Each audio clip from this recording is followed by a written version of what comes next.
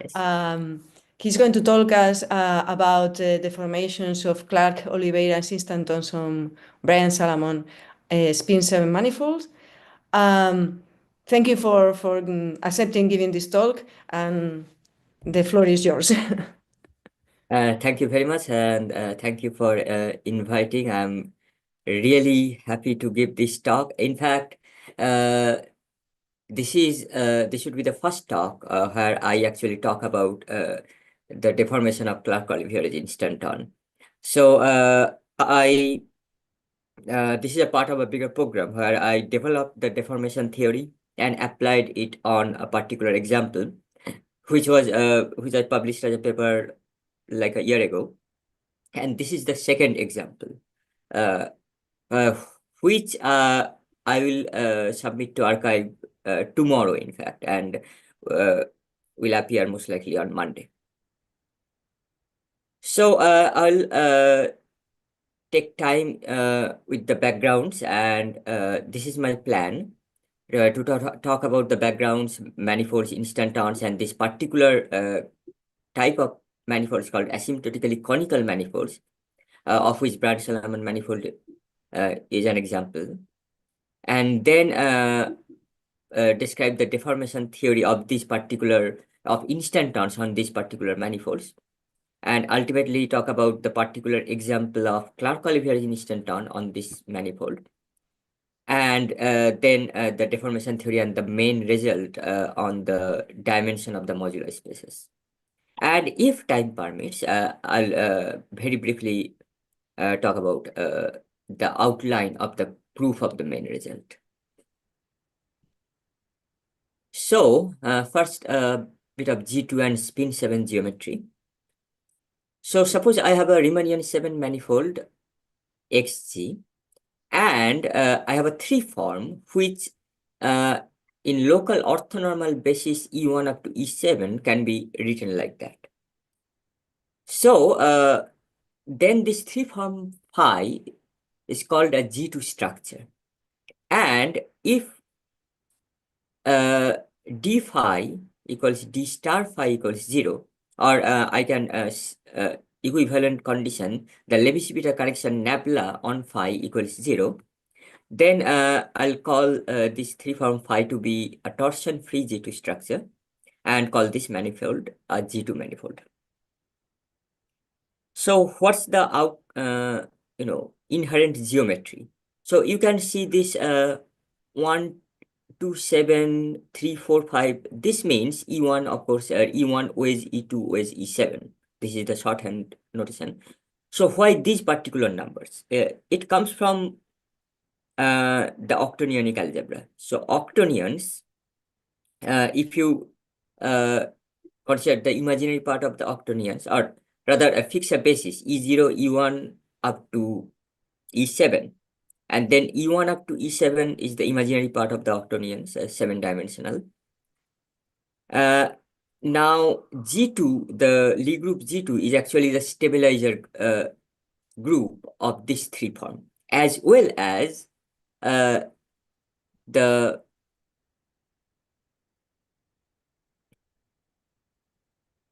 home space of the octonions. So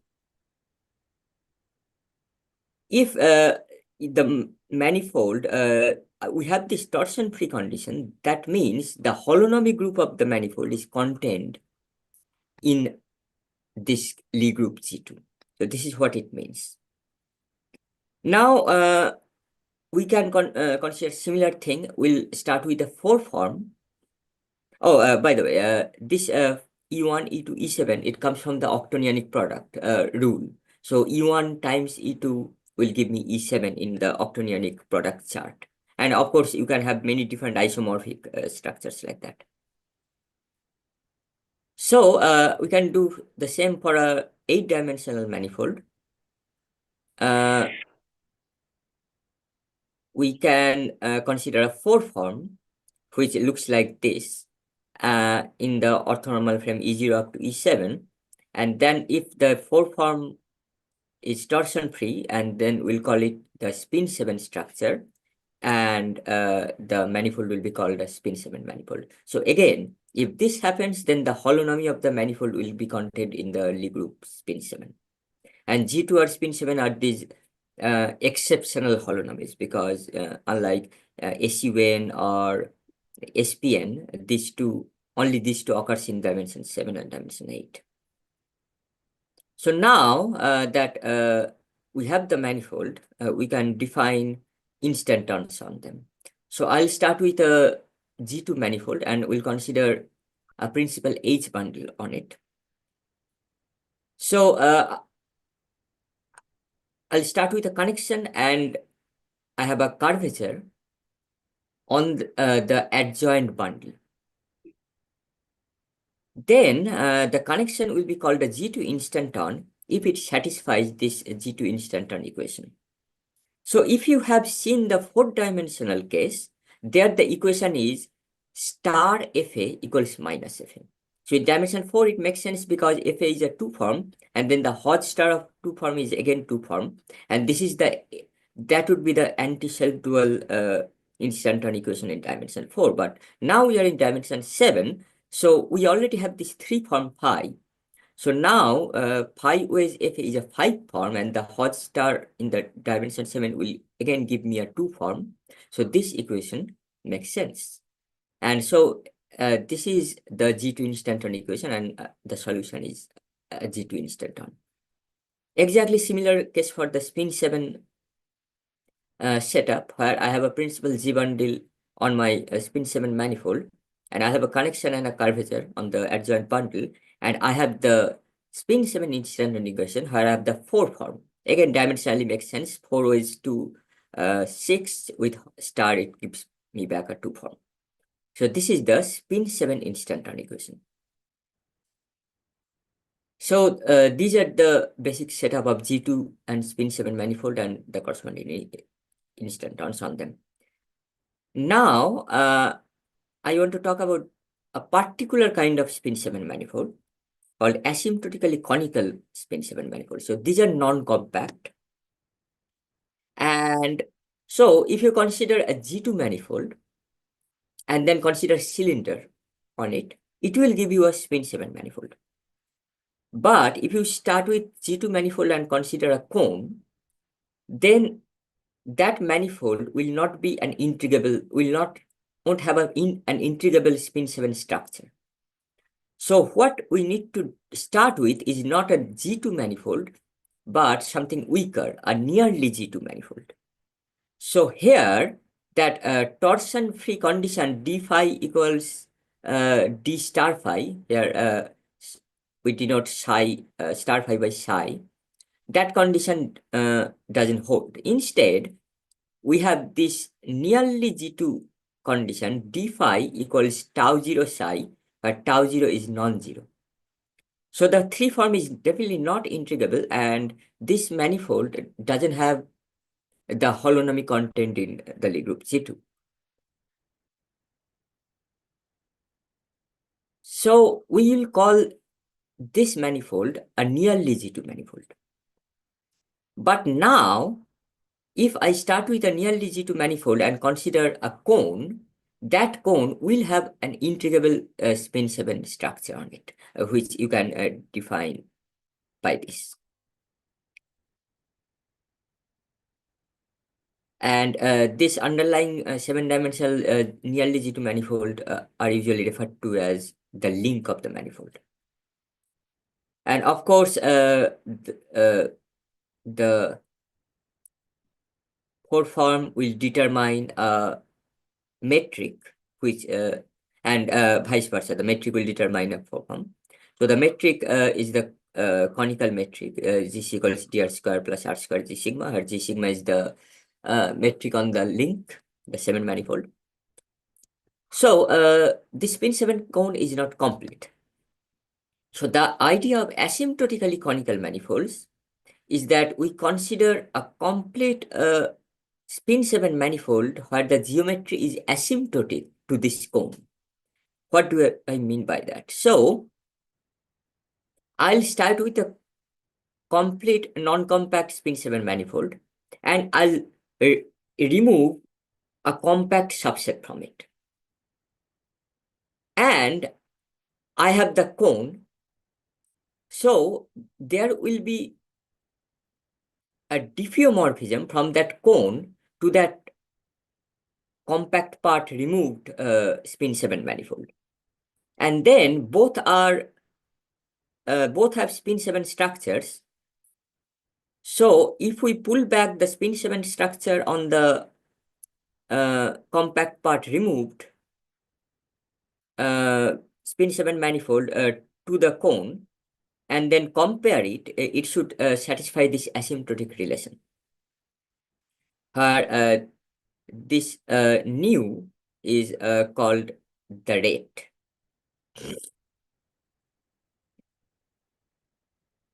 And here the norm is, of course, induced by the conical metric.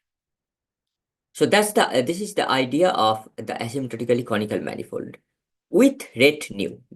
We always need to refer to the rate when talking about the asymptotically conical manifold, because the analysis is controlled by this notion of rate. So that's the idea of asymptotically conical manifolds, and of course the first and historically most important example is R8, the 8-dimensional Euclidean space. So you start with your round sphere, 7-dimensional round sphere, consider a cone over it, and attach one single point. So this compact set K there is just one single point, and then you get your R8.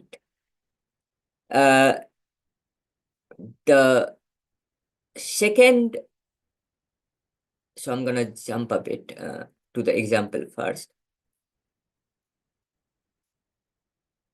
So the second example is the Bryant-Salamon manifold, where instead of starting with the round metric, you start with a squashed metric, which I'll define soon. And you can clearly see the way you can write it as a homogeneous space, and then consider a cone over it, and then the compact set there K is S4. You attach the S4, and that will give you the 8-dimensional manifolds, spin 7 manifold, the negative spinor bundle of S4.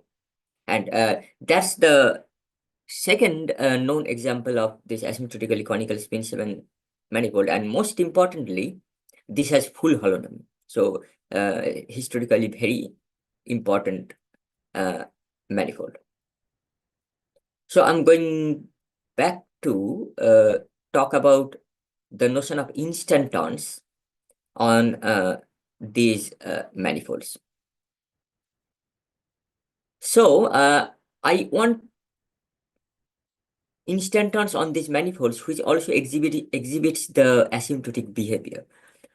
So I'll start with an asymptotically conical spin 7 manifold X, asymptotic to a cone. So sigma is my nearly G2 link, and I'll consider principal G bundle on my 8 manifold. So it will be called asymptotically framed if I have a principal bundle Q on my 7 manifold, such that if I pull back my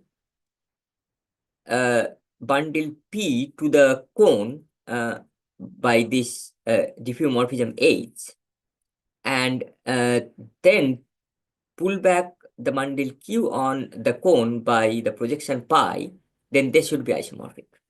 So that's the restriction we put on the bundle P. And then a connection on this asymptotically framed bundle will be called asymptotically conical connection with rate nu. Again, here comes the rate again. If when I have the connection A on P and I pull it back to the cone, and I have a connection A sigma on the 7 manifold bundle over 7 manifold, and again I pull it back to the cone and then compare, it should be of this order. So r to the power nu minus 1 minus j. So again, the rate here is nu.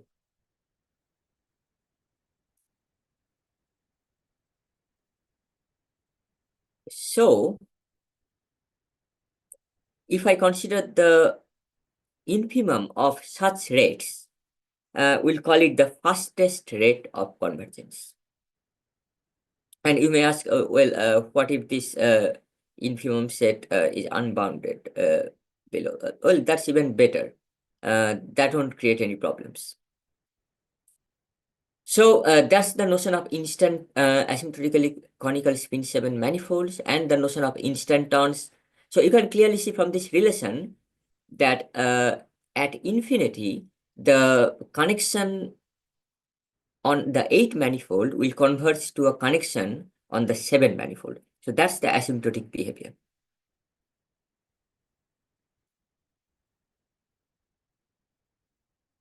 So if furthermore the asymptotically conical connection happens to be a spin 7 instanton, then we'll call it the asymptotically conical spin 7 instanton.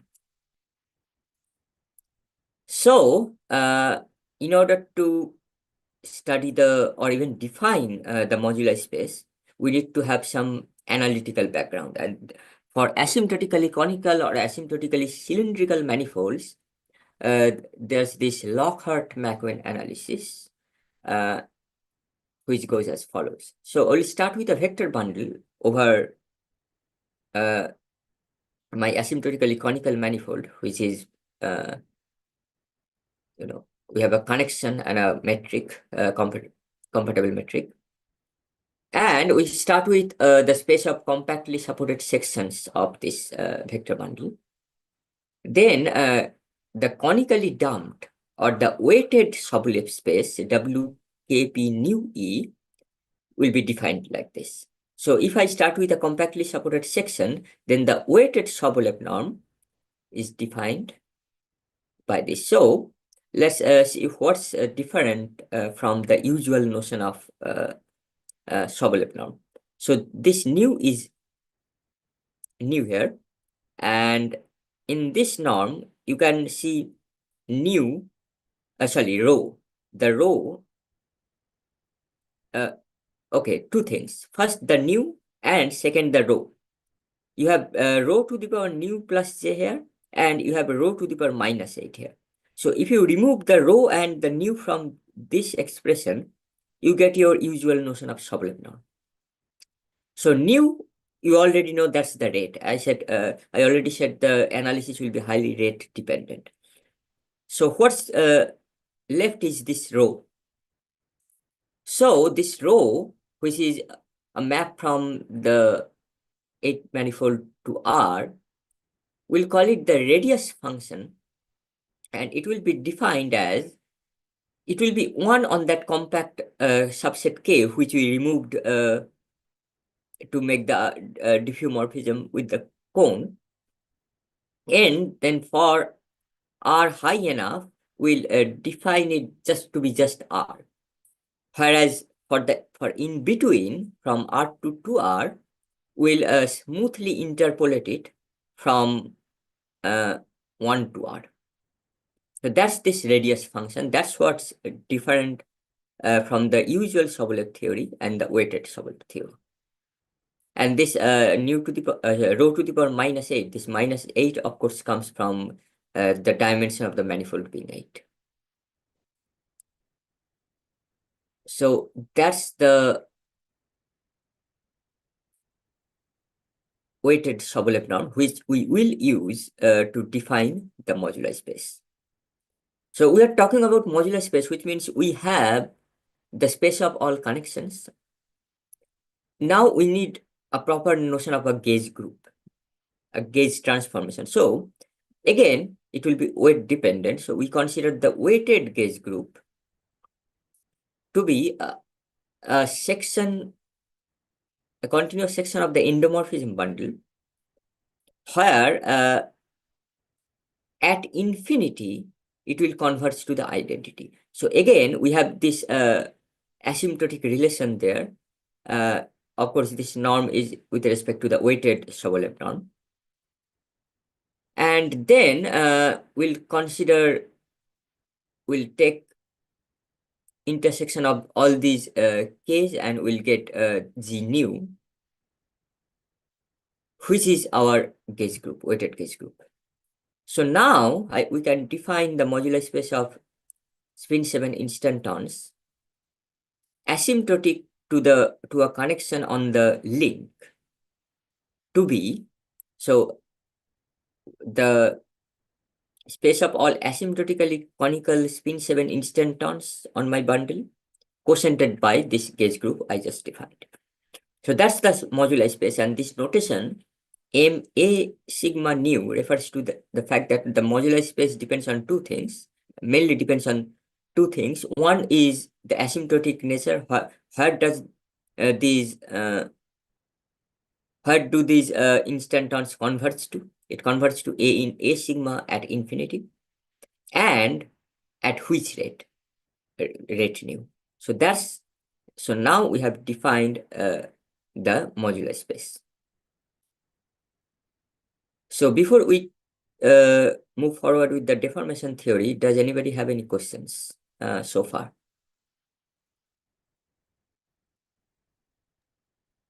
I have a question. Do I have a good intuition if I think that the nu is kind of is giving me kind of a pole or something like that for your, I mean, kind of an order of a pole equivalently? Uh, kind of. So uh, okay, so if you look back at this Sobolev norm, we are integrating this over a non-compact manifold. So there's no guarantee of the convergence of this norm. So the nu precisely ensures the convergence of this thing. Okay. Thank you. So now we have enough technical details to describe the deformation theory. So not surprisingly, to study the deformations of instantons, we need to study Dirac operators.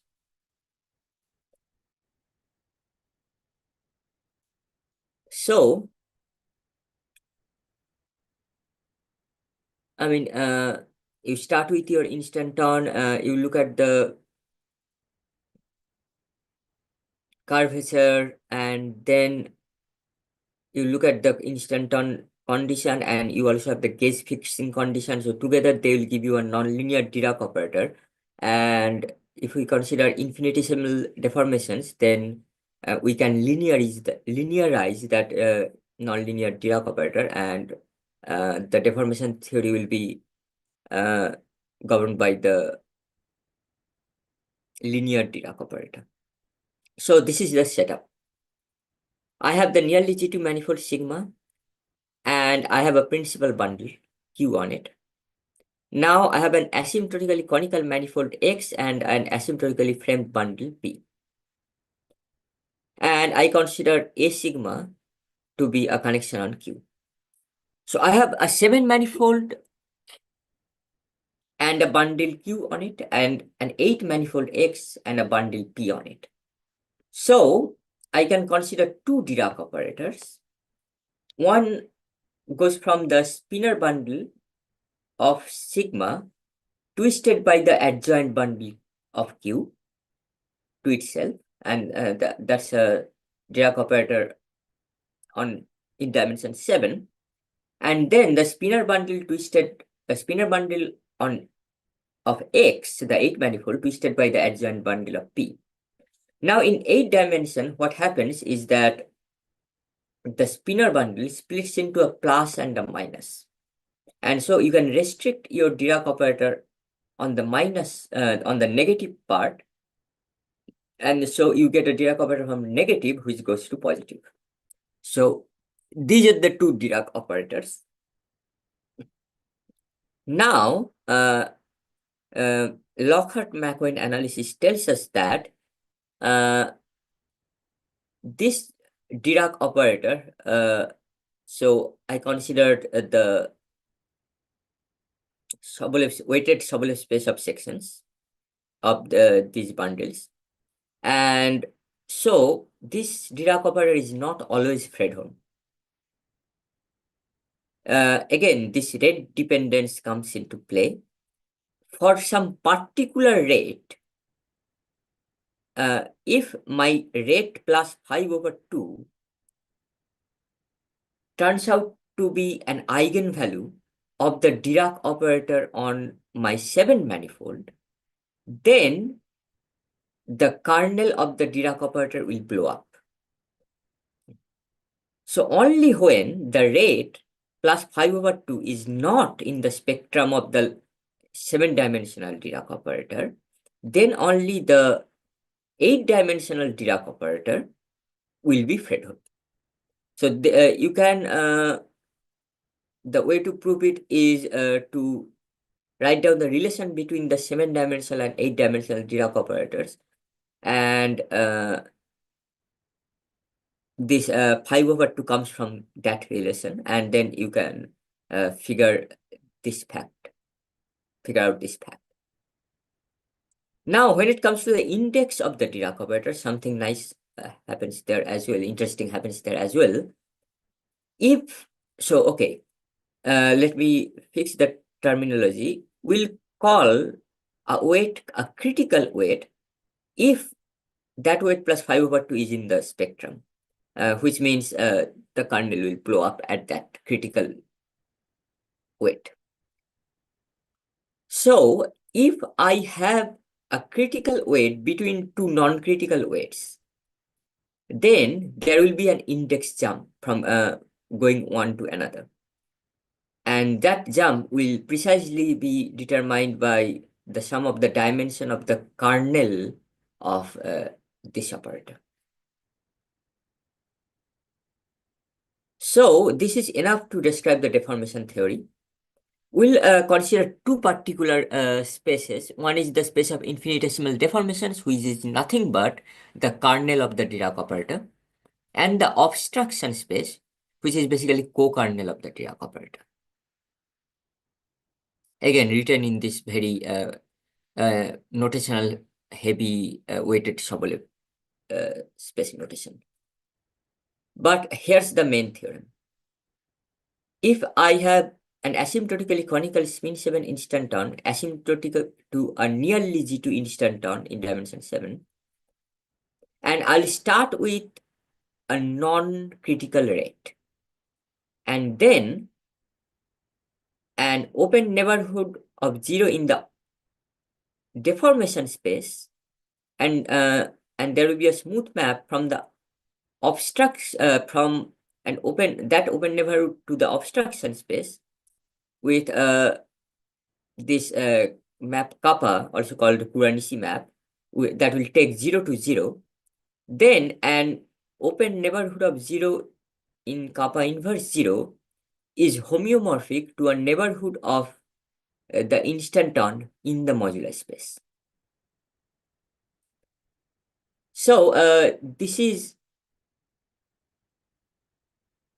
enough to know that the virtual dimension of the modular space will also be precisely the index of the Dirac operator. So dimension of the kernel minus dimension of the co-kernel.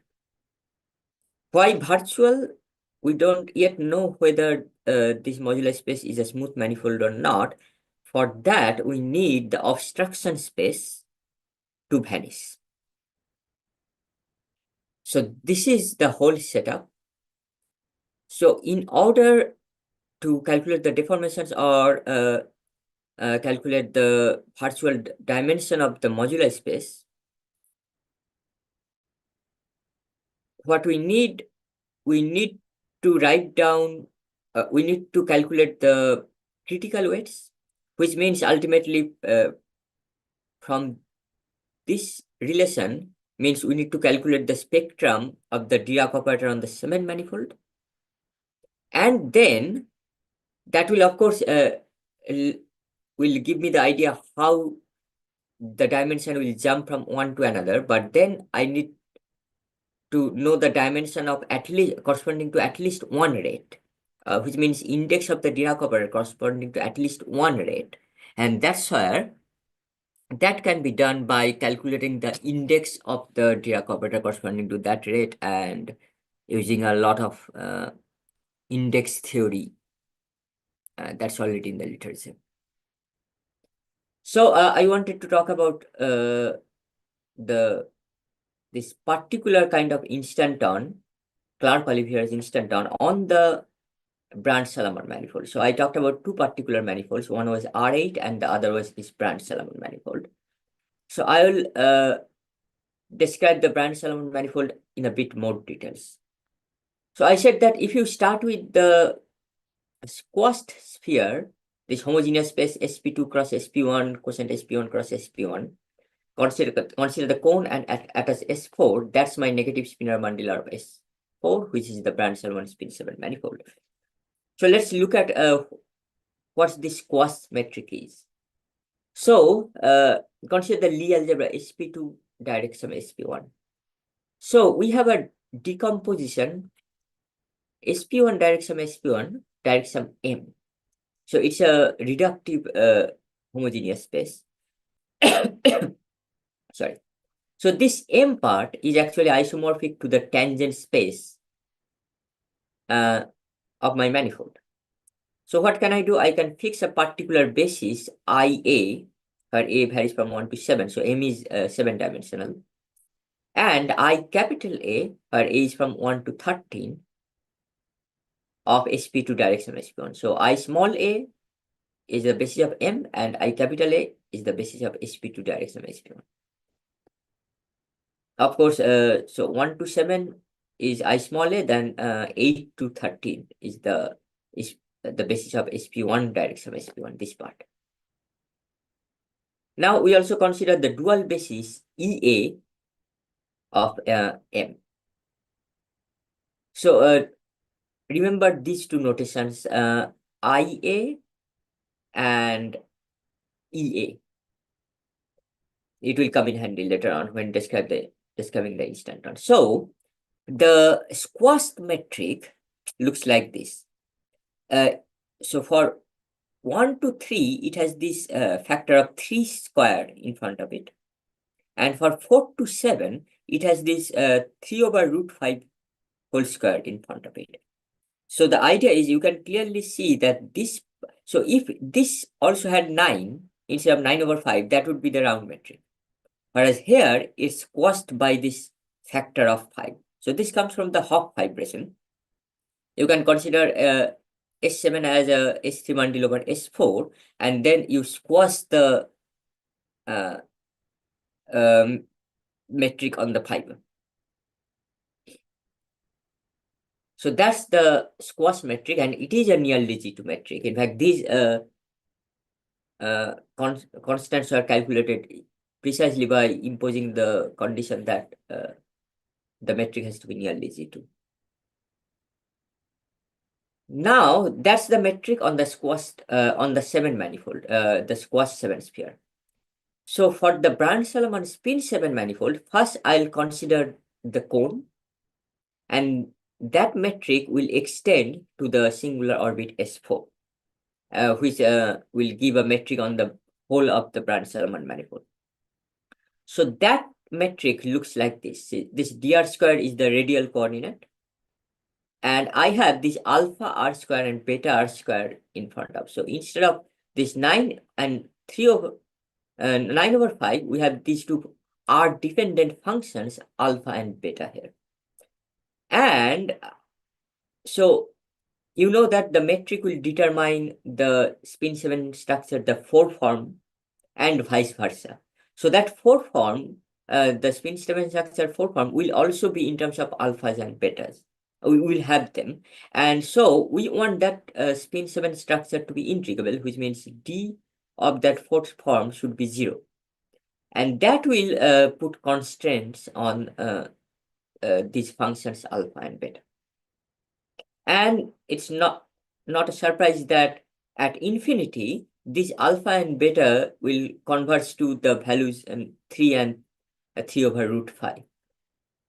So the values of alpha and beta for the squash. So these are precisely the constants corresponding to the squash metric.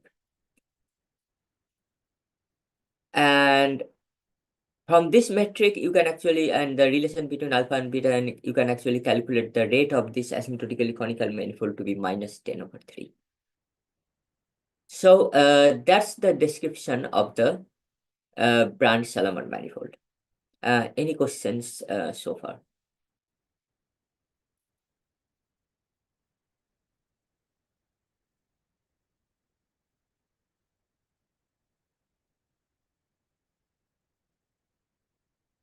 No?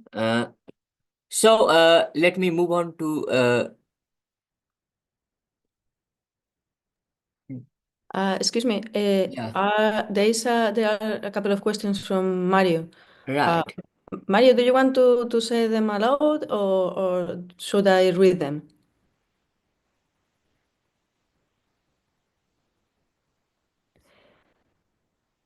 He asked Okay. whether the asymptotics are determined by the differential equations, or do you need to impose the equations? Right. So can you explain which asymptotics we are talking about? Is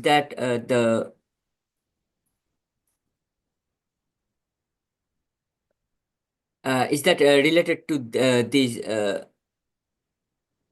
rate minus 3/4? Um, uh, Oh, Yeah, right. let, Oh, let me yeah, just yeah, say, yeah. sorry, there is some music, but let me just say briefly. So I'm asking about the asymptotic of alpha R and beta R. Do they come from the ODE? Do you need this Yeah, to solve the ODE? it will come from the ODE. So this d phi equals 0 uh, uh, will put restrictions on alpha and beta, and when you take r to infinity, these are exact values you will get. So these are already comes from the ODE. These are the boundary values of your ODE. You don't uh, need to impose it, but of course you need to remember that the underlying manifold is a nearly G2 manifold, which will kind of so you can say if I impose the condition that the underlying manifold is nearly G2, then these are the values of alpha and beta.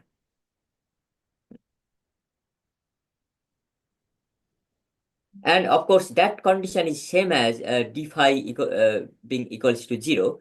So you can say that it comes from the ODE. Now, I describe how the instanton, the Clarke-Oliveira's instanton looks like on this Bryant-Salamon manifold.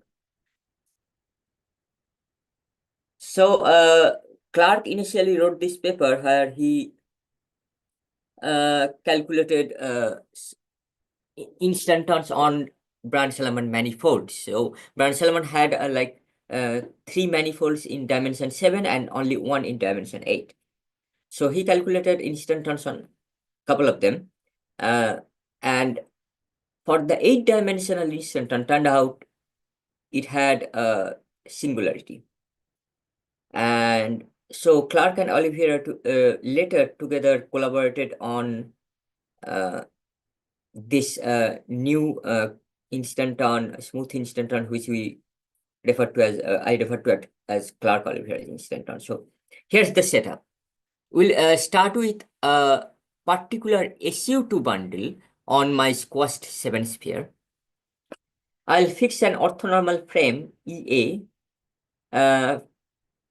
on my squash 7 sphere.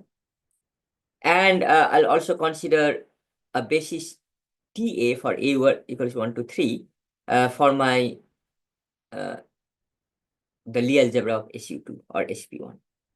So then the Clarke-Oliveira's one parameter family of instantons on a trivial bundle over the Bryant-Salamon manifold negative spinor bundle of S4 looks like this. So here phi r is this function where this alpha is precisely the alpha you saw in the expression of the Bryant-Salamon manifold.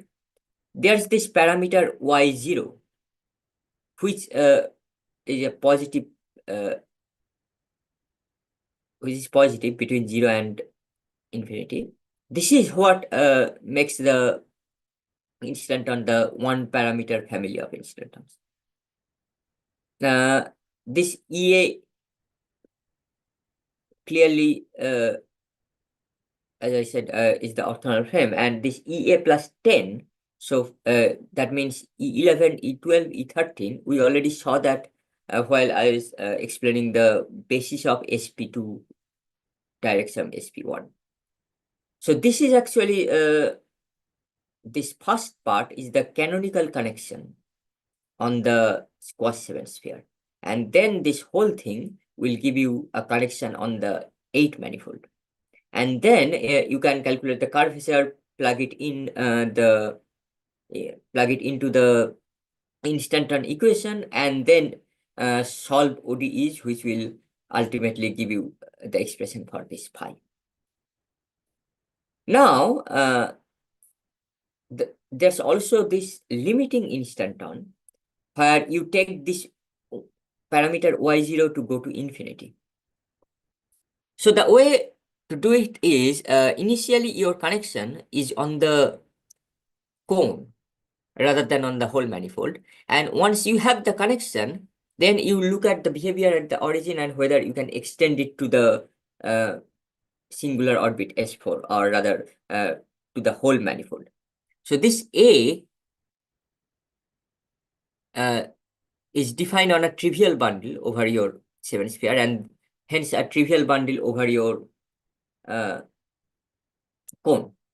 But when you extend it to the original, the bundle is still stays trivial when the y0 is in this range. But when you take y0 to infinity, you then the extension happens away from the origin, and the bundle turns out to be a non-trivial bundle. That's just some technicality. So basically, Clarke-Oliveira had two sorts of instantons. One is this one parameter family on a trivial bundle, and one is a limiting instanton on a non-trivial bundle.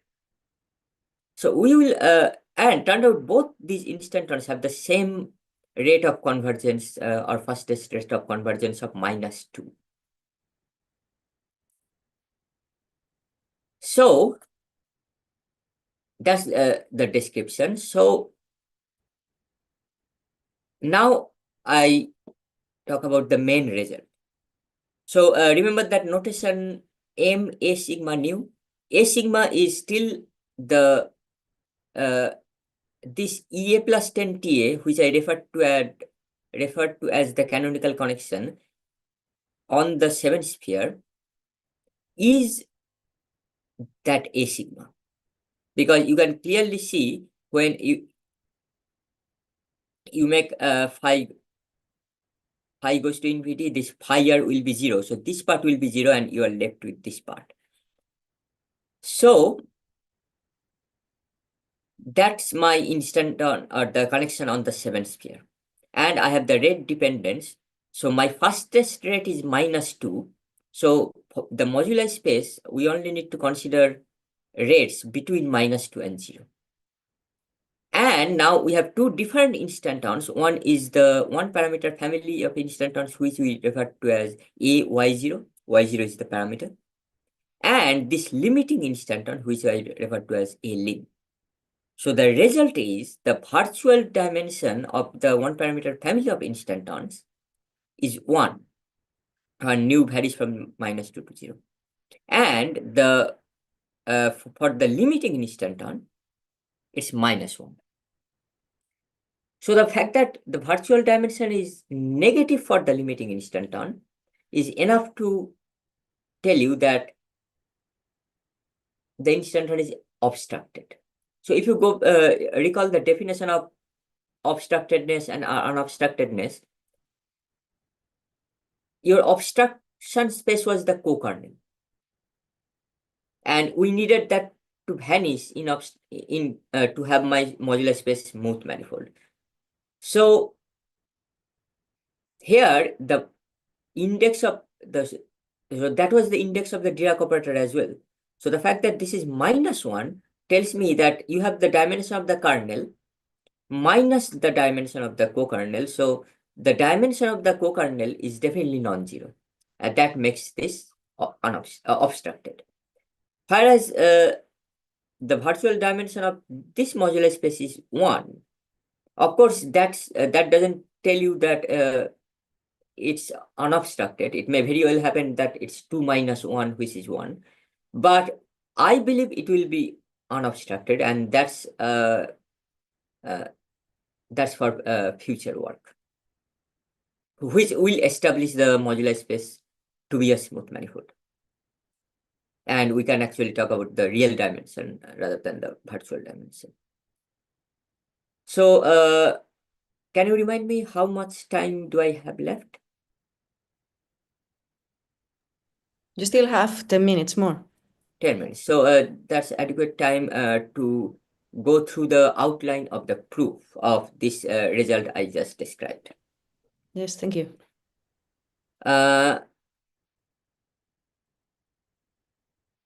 So going back to that theorem again, I need to take care of two things. First of all, I need to calculate the critical rates, which ultimately by this last line of this page means calculate the eigenvalues of the Dirac operator on the 7 manifold. And then the second part of the job is to calculate the index of the Dirac operator corresponding to at least one rate. And then we can jump up and down using this index jump formula. So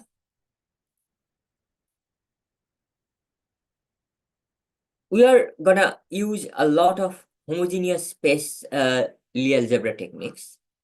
So this is the general setup. If we consider a reductive homogeneous space G quotient H, which means our Lie algebra of G will split into these two parts, H, Lie algebra of H, and this complementary M part. And then we fix an orthonormal basis. Then we want to calculate the spectrum of the twisted Dirac operator on this homogeneous space G quotient H. So that's the twisted Dirac operator of which we want to calculate the spectrum. So then the harmonic analysis, or in particular Frobenius reciprocity, tells me that the L2 space of sections of the spinor bundle twisted by this adjoint bundle, so the domain of this Dirac operator, we can split it as direct sums of Hom spaces, which depends on the irreducible representations of the Lie group G.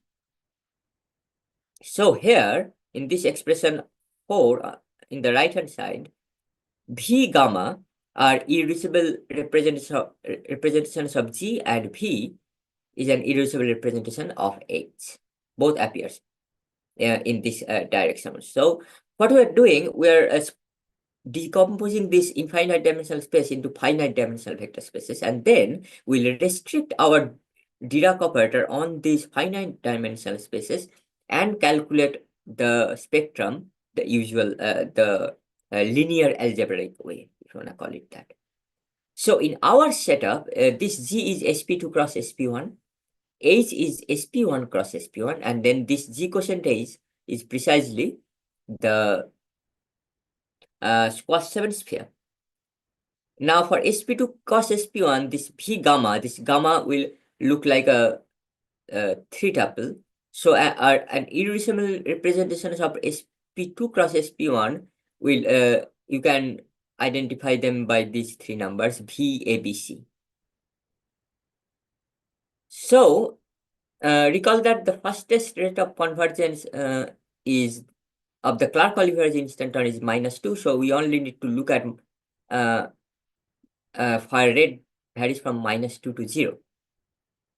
Now, which means we only need to look at so our range of the spectrum has to be -2 + 5/2 to 0 + 5/2. So ultimately, we are interested in finding all the eigenvalues of the twisted Dirac operator in this interval.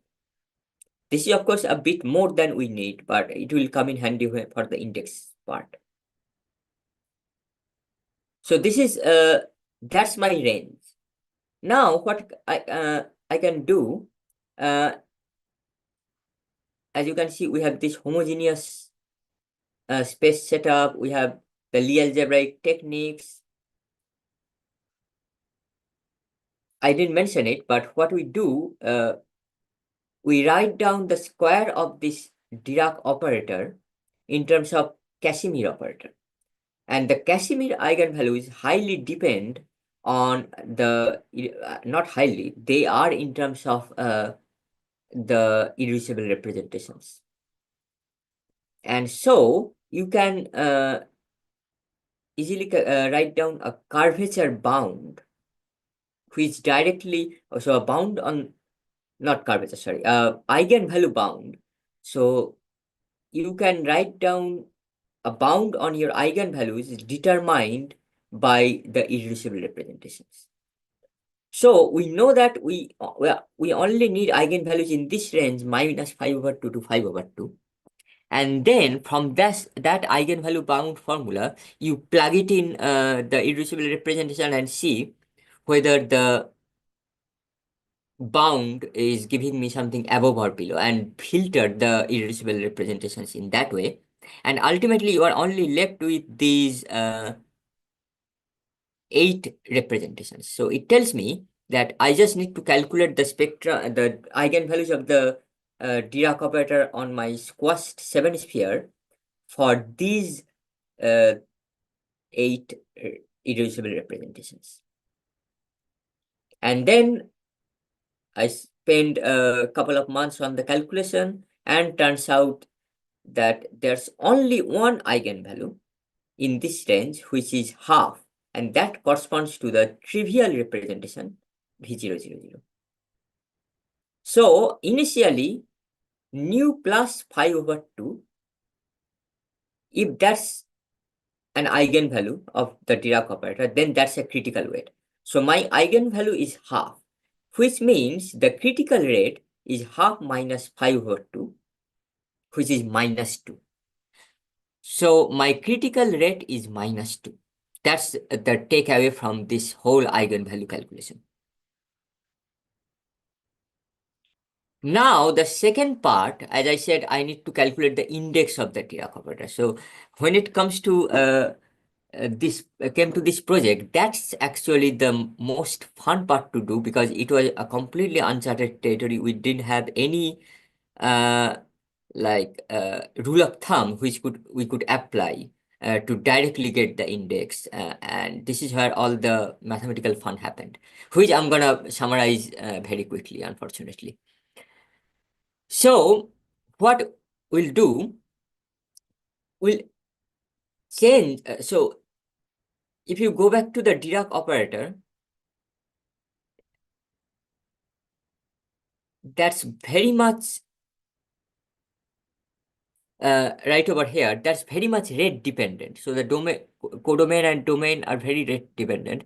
So you can associate this Dirac operator with rate nu -1.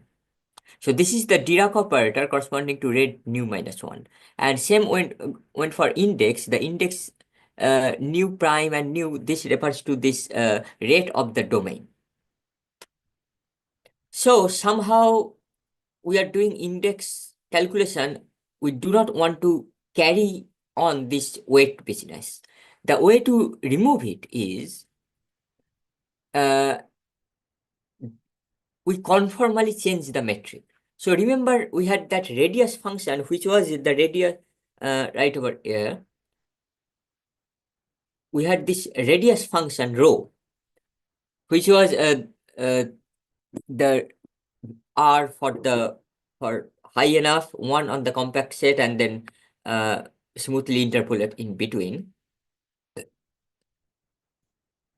So we conformally transform it using that rho. So we consider this new metric, which usually in the literature called a cigar metric, because you kind of fold your space like this using that factor of rho.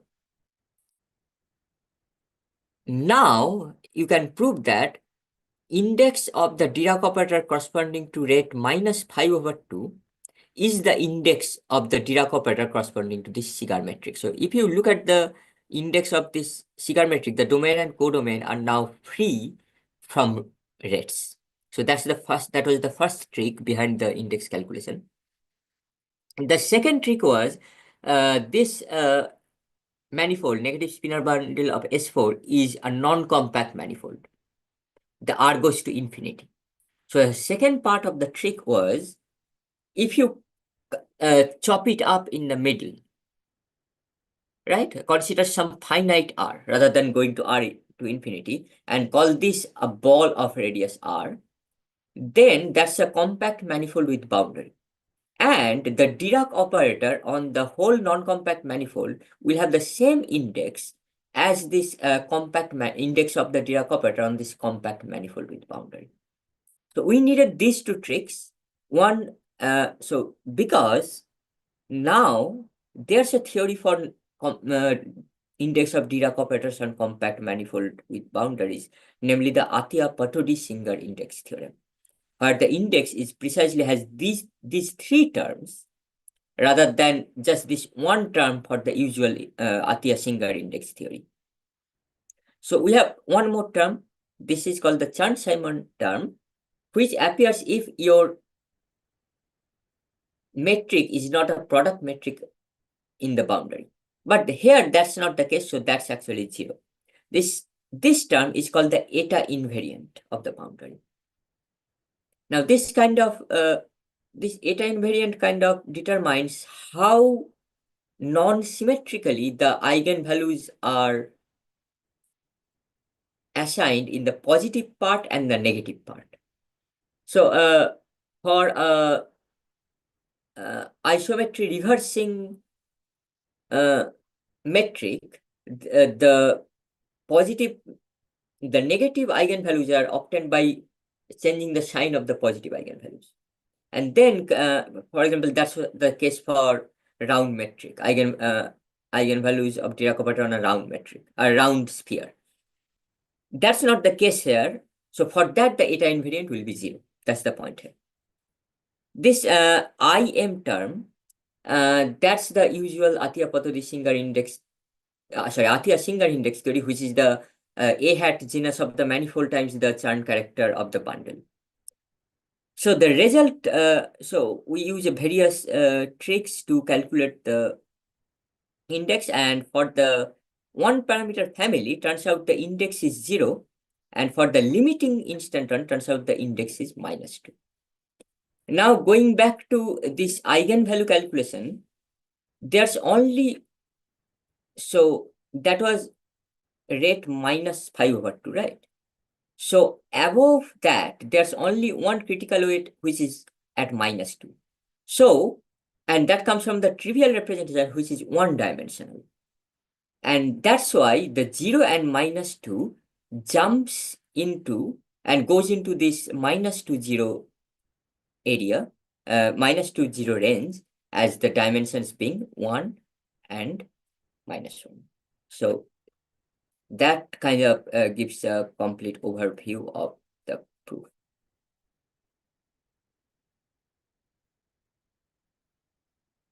That's it. Thank you, Tad. Are there any questions in the audience? I have a question, which is somehow off topic. Mhm. So what is known about dimensional reduction of this higher dimensional gauge theories? Do you know? Okay, that's actually something I'm thinking about it very much lately. So this spin 7 instanton, if you dimensionally reduce it by 1, you get two things, G2 instanton and G2 monopole.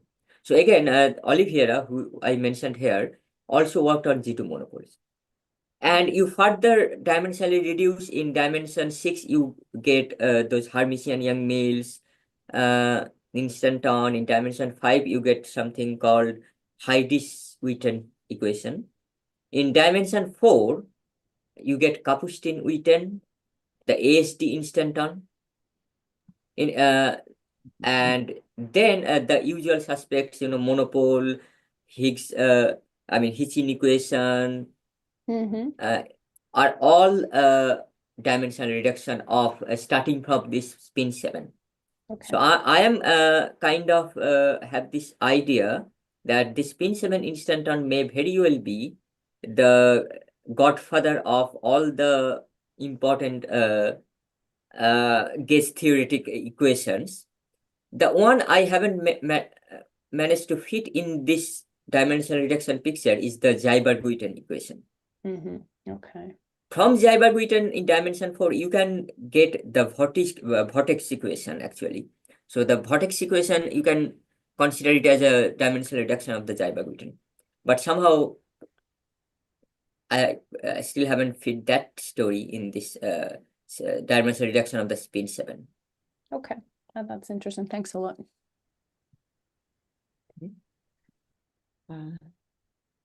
There are no questions in the YouTube channel. Are there any more questions here? Okay, so as there are no more questions, so thanks, Tat, again for his wonderful talk. I hope that we meet in person soon. Okay, so and.